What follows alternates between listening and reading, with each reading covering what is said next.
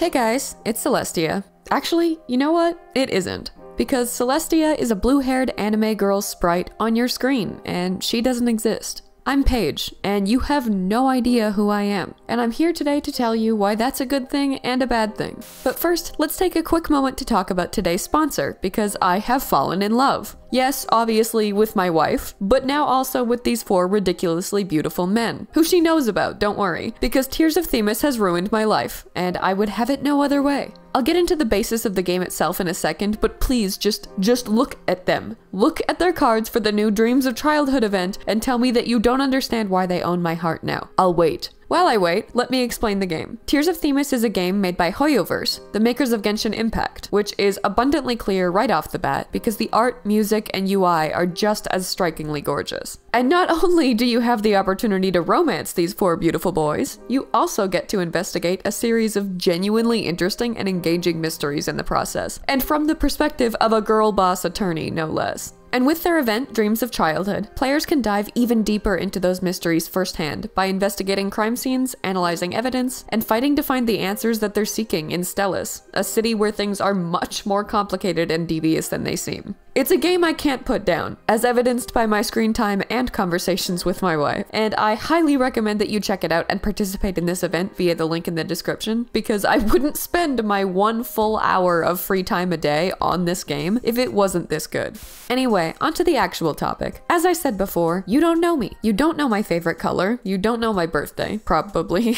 You don't know what kind of music I like. You don't know what's important to me. You don't know what makes me laugh or smile. You don't know what makes me sad. But based on my channel and my, as of writing this, 77 videos, I'm sure you feel like you do know me a little bit. And in all honesty, you probably do. I want you to. I want you to know as much of me as I'm willing to put out there, but I don't want you to know more than that. That said, your perception of who I am as a person is exclusively limited to what I choose to display, which isn't in and of itself a bad thing, because again, that's the amount of myself that I want to be known. The problem begins to arise if you start defining who I really am by that limited perception, because for a multitude of reasons that I'm gonna get into today, defining creators by their online personas, as if those personas are the entirety of their actual identities, sets everyone up for failure. So that in mind, let's start with an example. What's the difference between Duchess Celestia and Paige, the person who writes her? First off, Celestia is censored. Celestia has to abide by YouTube's guidelines and would say the F word much more if she could. As Paige, I would vastly prefer to discuss these topics with much more candor than I'm able to. Celestia is also trying to present a relatively professional and objective perspective, while Paige would be more inclined to do so alongside a more personal, individualistically focused viewpoint. Paige has a lot of opinions. She'd like to share them. Celestia, though, needs to be politically correct with a carefully curated vocabulary and use of terminology. But Paige would be far less formal and far more off-the-cuff and authentic in terms of verbiage and manner of speaking. Celestia aims to bring her audience the clearest interpretation of facts as she can. Paige wants to talk to her audience as if they're just like her, which they are, without the barrier of, should I say it this way, the way that I feel I want to communicate it, or should I censor or revise it to make sure it can't be misconstrued? Celestia wants to be informative, Paige wants to be real, and quite frankly, they can't coexist. On the Duchess Celestia channel, my goal as Celestia is to offer fellow artists as much objectivity and professionalism as possible while covering serious topics, fun topics, and everything in between. I also want it to be appropriate for 13+ age groups, despite the fact that my preferred vernacular is far more crass than that would allow for. I want to be objective, relatively family-friendly, marketable, and accessible, while also being realistic and authentic. But for me to be all of those primary things, I have to some degree, sacrifice my ability to be the most realistic and authentic version of myself that I would like to be, leaving those as secondary priorities. And it's not because I want to hide who I really am from you, it's because presenting content in a professional manner means that I have to some extent. But from my perspective, that means saying, my audience will only ever know this small portion of my true self that is carefully curated for them. For the audience, it often comes across as, what she's portraying in her content is exactly who she is and is a full summation of it. And I want to talk more today about how that mentality hurts everyone involved. That's right, we're talking about parasocial relationships. Specifically, how I've gone from experiencing them as a fan to experiencing them as a creator, the differences between the two, and what I've learned about both perspectives since finding some degree of minuscule success on YouTube.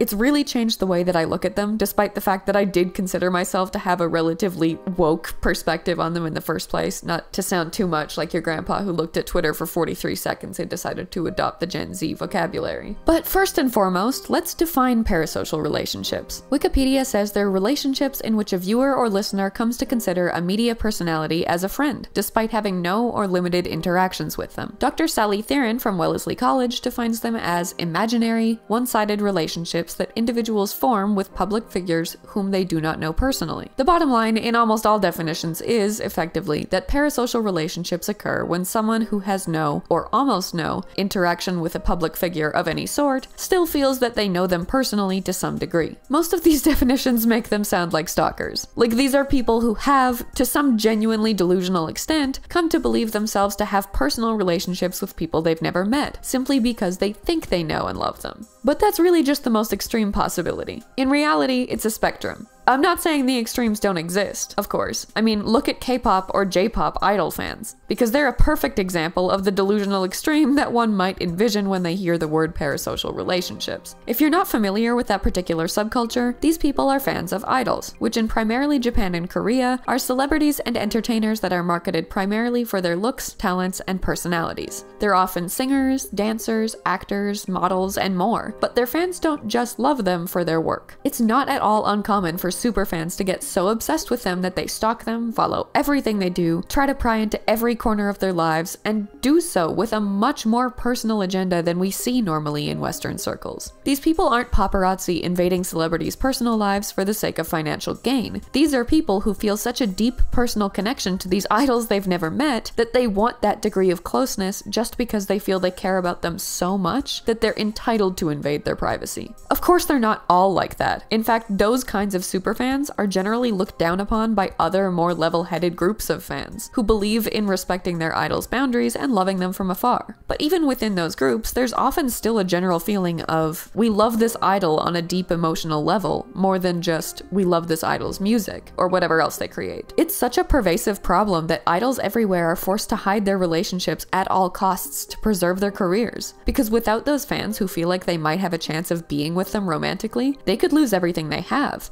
Even if those fans don't actually believe that they could realistically have a chance at dating them, their enjoyment of them as idols is frequently, in large part, based on the illusion of them being romantically available to them or anyone else remaining intact. Not to be that guy, but it's actually an issue that Tears of Themis tackles in one of their narratives, which speaks to how much more I've played of this game than I intended to, but whatever. They handle it really well and bring light to it in a way that criticizes people expecting deep personal relationships from idols, and humanizes the idols themselves and the issues that they deal with as a result, and I really respect it. Anyway, point being, there are a lot of parasocial relationships like that, where the person in question just delusionally believes themselves to be connected to whoever they're idolizing because they want to be. And that's often what comes to mind when you consider a parasocial relationship, simply because of how sensationalized it is. But in reality, it's vastly more complicated than that. It's easy to look at that example and see exactly what's wrong and unhealthy about it, but that is not always the case. There are also perfectly reasonable and self-aware people who will look at creators and think, I really relate to how they feel about this, or I've gone through a similar experience, or I identify with this aspect of their content or personality, and so on. And subsequently, they begin to relate to them more deeply and intrinsically than they intended to. These are people who are not delusional or unreasonable by nature. They're just looking at what these creators are presenting as being examples of life experiences or personality traits that they can relate to.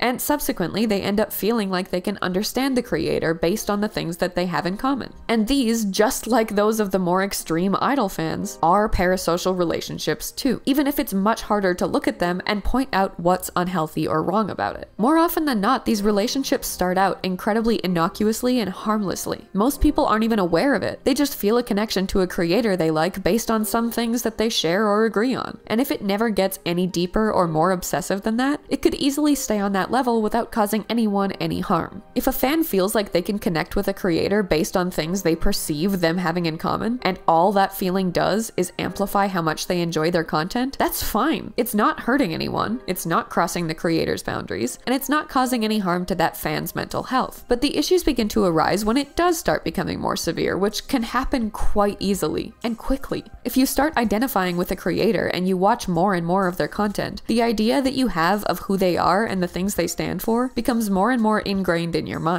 And if you don't keep an eye on it and make a strong effort to be as self-aware as possible, it can turn into less of a, here's how I'm interpreting these traits of this creator, and more of a, I relate to this creator, so they probably agree with this opinion of mine, or share this view of mine, or feel the way I feel about this, and so on. It's why people have such a problem with canceling creators over nothing. First, they looked up to them, then they identified with them, and then they idolized them and put them on a pedestal on which they could do no wrong, based on nothing more than their flawed perception of them. And then the creator did something they didn't like, and it didn't match those unreasonable expectations of them that they unintentionally developed. And usually it's just a human mistake that anyone could make. Often even a mistake that the fan themselves would be likely to make or has already made. But the gradual development of a parasocial relationship has turned their view of this creator into something distinctly not human. Humans aren't perfect, but the parasocial perceptions of idolized creators are perfect, which is an impossible standard for them to meet, and it sets up everyone involved for failure. For example, say you start watching a creator's content because of their content alone. You like their work, so you like them. As time goes on though, you start relating to that creator because they're passionate about a topic you love, or they've been through something that you've also been through, or you share what you've seen of their values, or you find their personality charming or relatable, or a combination of all of that. Subsequently, without you necessarily even noticing the shift, you start enjoying their content less because of what that content actually is, and more because it's them making it. And that's honestly all normal. That's a normal part of enjoying any kind of content in which the creator's personality is clear and primarily highlighted in the delivery of that content. That's not a bad thing so long as you realize it and consciously remind yourself that you don't actually know this person, and they're just some random dumbass out there talking to their computer, just as flawed and human as you. But for the sake of this example, let's say you don't do that. You start relating more and more to this creator without any self-awareness or restraint, and because creators only show a portion of who they really are online, it's incredibly easy to start using what they don't show as a blank slate. You don't know how they feel about something because they don't show it or talk about it? Well, you have so much in common with them as it is, so it's easy to assume they feel the same way you do about it. You don't know what they do behind the scenes, but you're sure they wouldn't do anything you wouldn't do. And those flawed but initially tempting assumptions gradually combine into a skewed view of this creator, almost as if the information they gave you about themselves as people through their content was a Mad Lib's word puzzle, and you just filled in all of the blanks with the most appealing answers. And then they break the illusion. They do something behind the scenes that your idealized version of them would never do. Sometimes it's something that they themselves claimed they would never do or acted as if they would never do. And that does put more blame on the creator, which I'll get into more later. But more often than not, it's just that you, as a fan, assumed they would never do something like that, despite them giving no indication one way or the other. And now this thing, no matter how trivial it may be, seems to you like it should warrant the end of their career, and in many cases, it has nothing to do with how bad the thing they did actually was. Instead, it has everything to do with the fact that you feel betrayed. They broke the illusion that you had created of who they were, and it hurts, because you were so sure that you knew them. You simultaneously raised them up to be an idol and cared for and related to them as a friend, despite not knowing them personally at all. So it doesn't feel like some random stranger did something you don't like. It feels like someone you trusted and cared about betrayed that trust. Which is precisely why it's so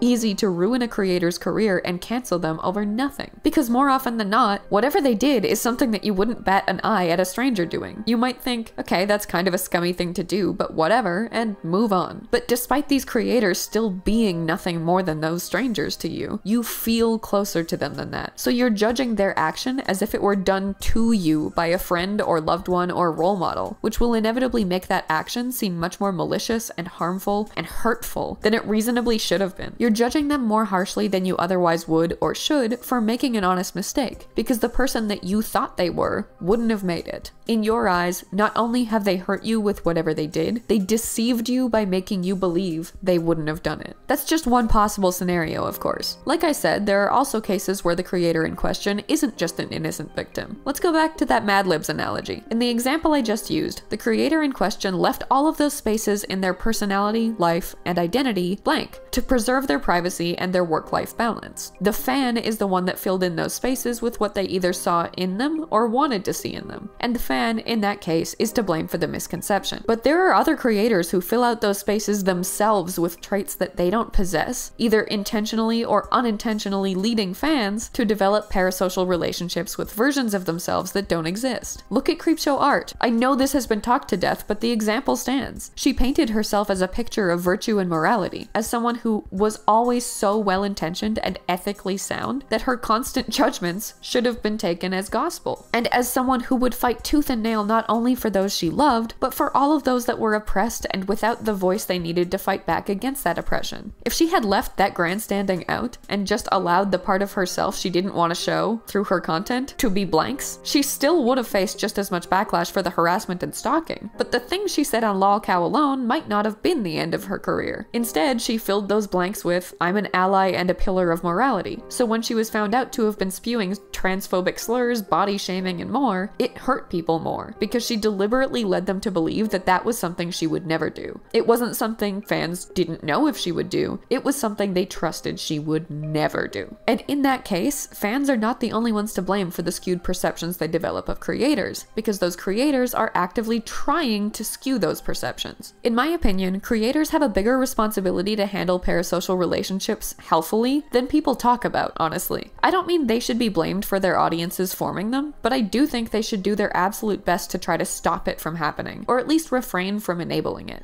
It's such a difficult situation for reasons I'll get into more later, and I understand that there often feels like no right answer, which is why I'm absolutely not trying to fault creators that are just doing their best to figure out how to tackle it. I am trying to criticize creators who either plant the seeds for deliberately false and inaccurate parasocial relationships in order to further their careers and make themselves look better, as I just went over, as well as those who welcome and encourage parasocial relationships in order to exploit their viewers. I mean the people who are out here constantly telling their viewers that they love them all and actively inviting a false sense of intimacy between them. Like, I love you guys, sure, but I don't love any of you personally, nor do I even know you. I love the community that's formed around this stupid little channel, and I love being a part of it, and I love seeing your kindness and creativity whenever I open Discord or look in my hashtag. And I'm not talking about creators that make that differentiation and mean it that way, because I think that's pretty normal. I mean the creators who look at fans saying, "I love you so much, you are the light of my life and my favorite person in the world," and responding not with, "Thank you for your support," but rather, "Oh, I love you so much too." For some, I'm sure this is completely well-intentioned, but I can say with confidence that for others, it's a way to exploit the love these fans have for them to make more money off of them. There are so many documented instances of creators doing this to deliberately encourage donations well into the thousands, from fans that are clearly in love with them parasocially, by basically implying, "If you send me enough money and give me enough gifts and attention, maybe you have a chance with me." And I understand that this isn't always the case, and maybe I'm being too hard on these people, but it's genuinely kind of scary to watch creators in these situations, because like, these are people who are delusionally devoted to them and believe they know them personally to the point that they will drain their savings into that creator's bank account just to get them to acknowledge them. And instead of encouraging them to seek help for their mental health, they're enabling them because it's profitable. Parasocial relationships often lead fans to want to be a bigger part of their creator's life, to stand out from the rest of their audience, to help them and be helped by them, and so on. And all of that is dangerously easy to abuse. I don't know. It's complicated, and there are two sides to every coin, and everyone's gotta pay rent somehow, but it just strikes me personally as irresponsible and negligent. That's just my opinion though, and I'd be really interested to hear all of your thoughts on it in the comments, because I feel like this specifically is something that there will be a lot of differing stances on. And after all that, we still haven't touched on the technical aspect. All of this so far has been largely related to the emotional impact impact parasocial relationships have on fans, but what about the even more measurable impact they have on the spread of misinformation? Consider just how dangerous it can be to let parasocial relationships with creators impact how much credibility you give them, especially if their content is based in commentary. Feeling like you know and trust a creator often leads to you giving them the benefit of the doubt without fact-checking what they're saying. You know, they've been reliable in the past, and you relate to them and identify with them, so you don't need to double-check or research what they're saying anymore. And now suddenly you're taking their word for information that may not be true, or adopting their opinions as your own without taking the time to form your own first. If everyone simply accepts the statements made by their favorite creators as factual or morally correct simply because they came from them, not only will misinformation inevitably be spread at an alarming rate, but it'll result in, well, exactly what we already see on Twitter. Reactionary, impulsive fighting rather than productive debate or conversation, making everything into a personal battle rather than a mature disagreement, and people having their lives destroyed by unsubstantiated hearsay. But all of this still, for the most part, is stuff I was aware of before starting out on YouTube. It was stuff I was prepared for, especially after Creepshow Art gave me such a wake-up call in terms of being more conscious of how much trust and personal connection I was attributing to creators I looked up to. Now I just assume everyone's an asshole, which serves me much better. But there's so much more to it on the creator side of things that I never could have anticipated. So let's get into that next. Before starting my channel, or at least before my channel started growing, I had generously assumed that the more extreme examples of parasocial relationships were few and far between, and mostly just sensationalized and over-dramatized. I thought, for the most part, that most people dealing with them were just like me. They were people that were looking up to creators they really liked, and struggling to remind themselves sometimes that they're just humans, just like us. Like the pure, naive buffoon I was, I really thought that was gonna be it. And if anyone ever ended up watching my shit at all, that was the worst example of it that I would face. I was wrong, as is a recurring theme in my life. Over the past year, I had a stalker who harassed me across all of my social media, including my personal Facebook account and work email, and harassed my wife all across all of hers, because he found out that I was a married lesbian and desperately wanted to know if I still liked boys, as if my being bisexual would make me any less married or otherwise unavailable to him. I still get emails from him. I then had the opposite extreme in the form of a whole 4chan thread of people reducing me to, she thinks Legon is bad, she's a piece of human garbage, and spewing such horrible things that if I wasn't completely dead inside, probably would have made me feel pretty darn bad. Because to them, I was literally just that opinion. I, as a person, was just that one video of mine that they watched. Then I had someone send me a video they made in which they said that they watched my story times and felt bad about what I'd gone through, but that they resonated very deeply with me and who I was. And to summarize, basically, if I accepted the love of Christ into my life, I would be healed and have no more problems. Whole video of that, sent and addressed to me by full real name. I've had people get genuinely angry with me for not thanking them for their support enough. And then I had someone rage quit my Discord server because I wasn't active enough there while I was struggling so much with my 90-hour work week that I didn't even have time to text my mom back. The number of people who have acted like I owed them not only my constant regular responses, but my friendship and attention and my full, genuine, authentic self has been appalling. And then there were the upwards of 20 emails I've gotten full of people just trauma dumping at me about their lives and what they're going through. Not to mention the similar instances in the form of comments on YouTube, because they thought I could understand and help them. Those hurt the most, I think, because it's not like I don't care about what they're going through. It's not like I don't want to help or that their pain doesn't matter to me, or I don't wish I could be the supportive person that they're looking for. It's just that I don't even know these people and they're pouring their pain onto me like I can fix it, and I'm not qualified to try to help.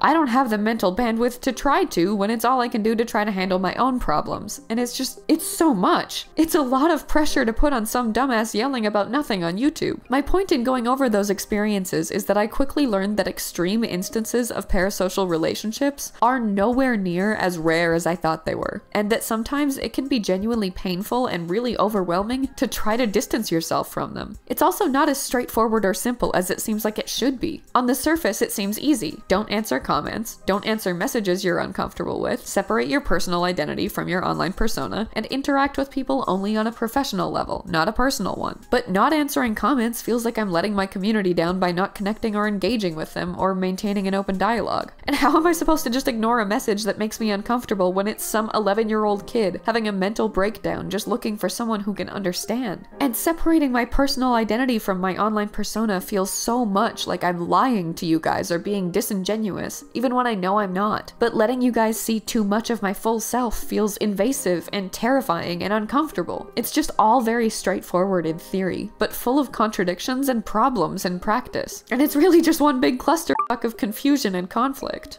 I think that last example was the one that's caused me the most stress and inner conflict, honestly. I know that for all of the reasons I mentioned at the beginning of the video and more, I can't be the unfiltered, rough around the edges asshole that I know I really am in my content. I know that the healthy thing to do is just show you guys as much of who I am as I'm comfortable with and establish healthy boundaries between who I am as Celestia and who I am as Paige. But it's just so hard to actually implement that and feel good about it. It feels like I'm lying to you or letting you down by holding myself back and running my actual self through a 10-level filtration system of wholesome, ad-friendly, uncontroversial bullshit. Because I'm not wholesome or ad-friendly or uncontroversial. I'm not saying I'm a scumbag, but I identify a lot more with Shane Madej looking into the camera wearing a flowery shirt and saying, "and I'm a nihilist," than I do with most of the ways that I've been described by viewers. I think it really hit me when I got a commission recently from someone that opened with, "I know you're not the dark and nitty-gritty type, but..." And first of all, I mean no offense to this person. They actually seem unbelievably cool so far, and they're not even wrong. Nothing about my persona as Celestia would suggest otherwise. But shit, it just hit me so hard because I'm the biggest horror buff I know. I was watching Silence of the Lambs when I was 7. I spend every waking moment listening to true crime podcasts. I used to draw almost exclusively Guro before I had to censor it for the sake of making channel speed paints. I fall asleep to creepypasta. My comfort movies are slasher flicks.